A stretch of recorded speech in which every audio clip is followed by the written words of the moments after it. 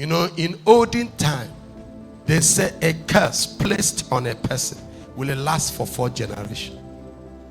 When you get to the 4th generation, it automatically breaks on its own. It doesn't need prayer.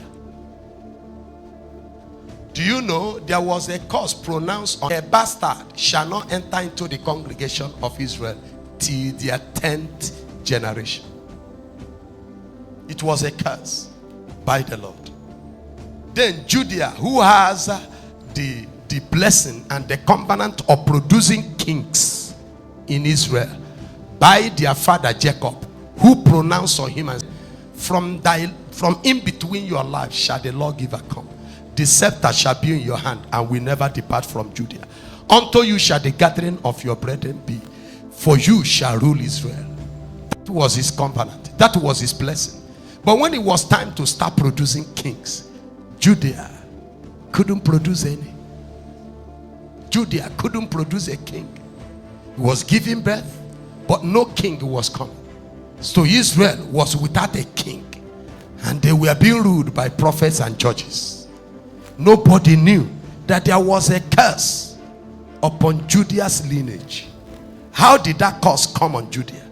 Judea went and slept with supposed prostitute, a harlot, who actually pretended to be a harlot, but actually that was the daughter-in-law, Tamar, whom Judea promised that if my last boy grew, I will bring you to come and marry. She married the first one, no child, that one died. She married the second one, no child, that one died. Judea became scared and begged her and said, sister, go back to your mama house. When the last boy grew, you will come back and marry her, but with the deceit that you will give another wife to the boy. So when Tamar heard that Judea brought another girl, Tamar decided to set Judea up and disguise as a harlot. So Judea, who has weaknesses with women, Judea cannot see a skate and will not look at it very well. Judea can hit a car while driving and see 2 women walking. Judea has a problem with women. So when he now passed and saw the lady, he went in and be with her, and not knowing that she was the daughter-in-law.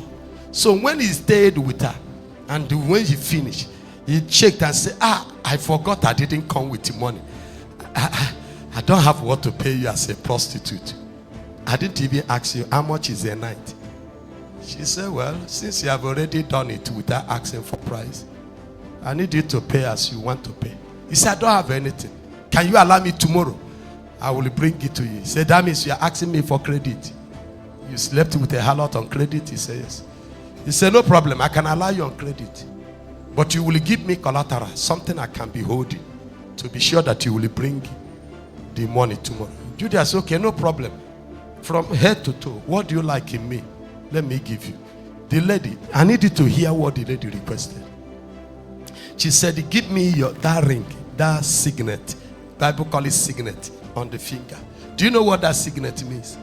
That is the signet. Whenever Judea judges cases in Israel, he will put it in an ink and stamp it. Are you following me? It's only Judah that has it. The lady said, give it to me. Judah pulled it and gave to him. She said, there is another thing I want. He said, what is that? He said, your bracelet. Judah used to wear it. There is no other person. Israel who made it for Judah, only for him. Because it was unto Judah shall the gathering of the people be. So they were gathering on him. So he pulled the bracelet and gave it to the lady. And as he wanted to get, she said, no, I still need one more thing. He said, what is that? He said, give me the scepter, the staff. And you remember, the scripture said, the scepter shall never depart from Judea. But now, it is about to depart.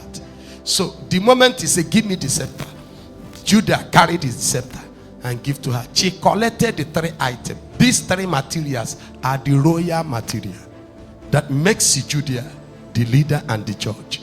She took all of them and said, you can go tomorrow, bring me the cow, and then you collect it. Judah left. The next day he sent a brother, go and get me those material. If I don't get them, I can't sit in the judgment seat tomorrow.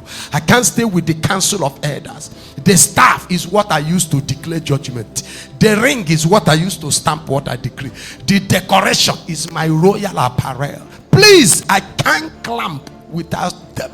The friend they ran there and discovered the house of the prostitute has been dismantled. And he asked, where is she? They said there had never been any prostitute in this village. Judah Erielegi was sitting, judging Israel without a staff, without a signet over the months. And then the news came that his daughter-in-law is with a baby. Are you with me? She's pregnant. Judah said, go and bring her. How can she go and play her lottery? She knelt down in the public before Israel.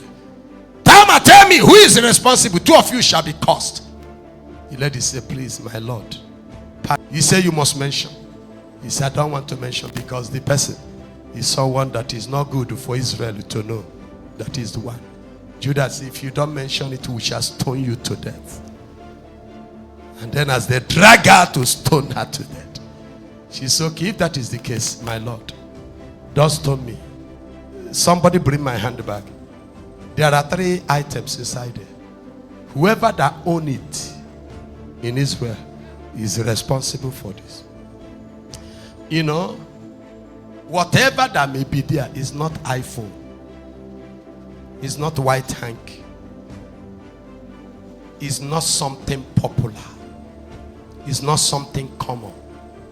Because if you use the word, whoever that owns it in Israel, anybody can own a staff. Anybody can own a ring. Anybody can own a bracelet. But because those items for Judea, we are unique and special. There are not 2 persons having them. Are you with me now? By the time they brought out those material, Oga Judea fell on the ground and said to Tamar, you are more righteous than me. Let no man stone him. It was from that moment that the curse of a bastard entered the genealogy of Judea, because the baby in the womb had become a bastard, a child outside wedlock.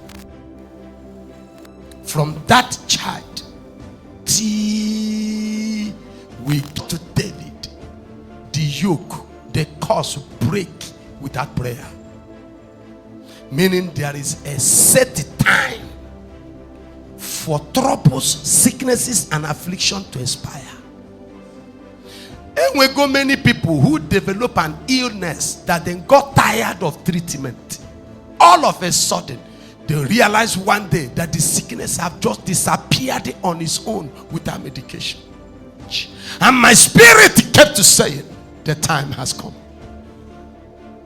The appointed time for someone's celebration, for someone's introduction, time for your appearing, time for your climbing is now.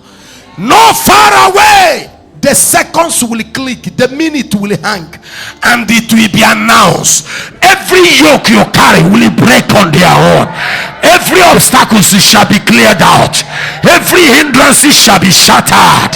In the name of Jesus Christ.